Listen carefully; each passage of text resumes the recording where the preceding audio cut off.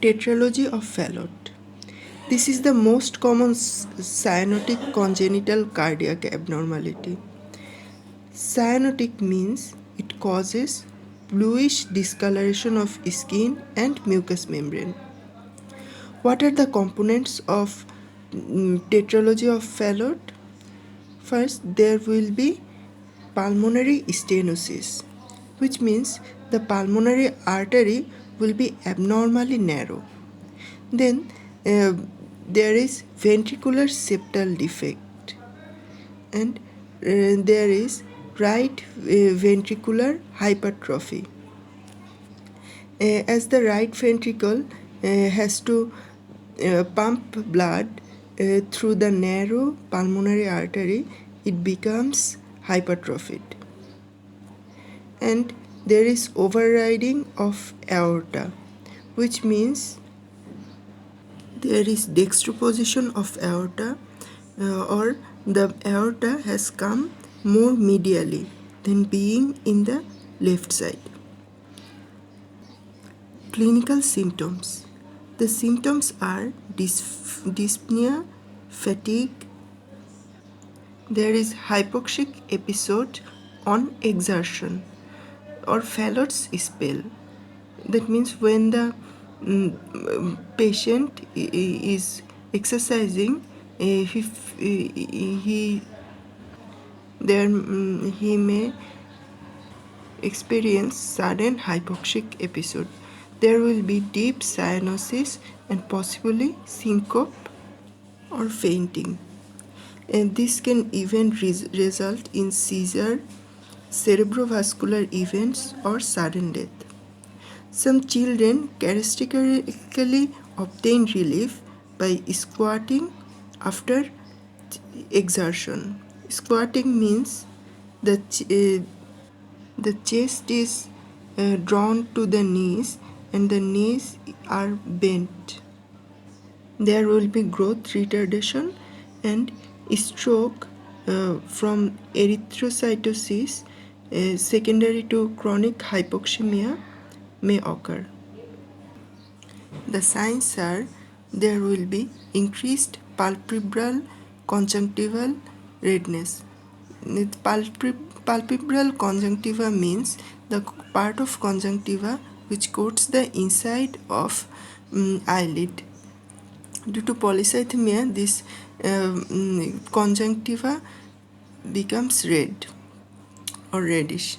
There will be cyanosis and clubbing, and left parasternal heave can be seen.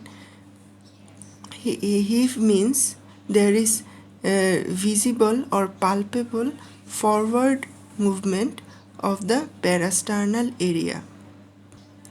Loud ejection systolic murmur in pulmonary area is heard due to pulmonary stenosis.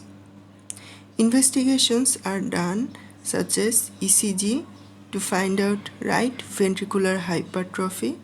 Then chest X-ray PA view shows an abnormally a small pulmonary artery and a boot-shaped heart. In echocardiography, we can see there is ventricular septal defect, overriding of the aorta, right ventricular hypertrophy, and quantitative degree of ventricular outflow obstruction. Cardiac catheterization is also done. Then treatment options are medical treatment and surgical treatment. In medical treatment, we have to correct the anemia. Then we have to treat the polycythemia when there are symptoms of hyperviscosity. We can do it by doing phlebotomy or venesection. In phlebotomy, puncture of vein is done to withdraw the blood. Then we have to prevent the dehydration. Then prophylactic antibiotic for infective endocarditis is required for minor or major surgical procedures. Treatment of Paroxysmal hypercyanotic attack is also given. Here paroxysmal mean there is sudden intensification of the syndrome. Surgical treatments are palliative, which means pain relieving but not curative. Shunt procedures are performed. Here shunt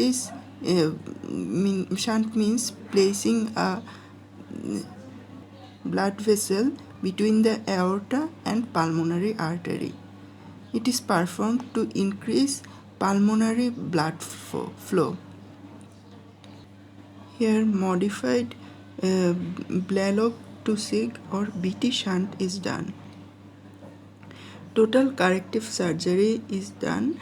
Early surgery is always preferred. Mildly cyanotic children who have had shunt surgery, total repair should be done 1 to 2 hours after the shunt operation. What is the treatment of paroxysmal hypercyanotic attack or Fallot's spell? The treatments are: 1. We have to place the infant on the abdomen in knee chest position or knee elbow position. We have to give oxygen 100% by mask. Then morphine sulfate 0.1 to 0.2 milligram per kg subcutaneously is administered. Then sodium bicarbonate 1 millimole per kg IV is given to correct acidosis if acidosis is present. Then if severe spell and which is accompanied by tachycardia occurs, we have to give propanolol 0.1 to 0.2 milligram per kg IV. We have to keep the child calm, and unnecessary blood tests and maneuvers should be avoided.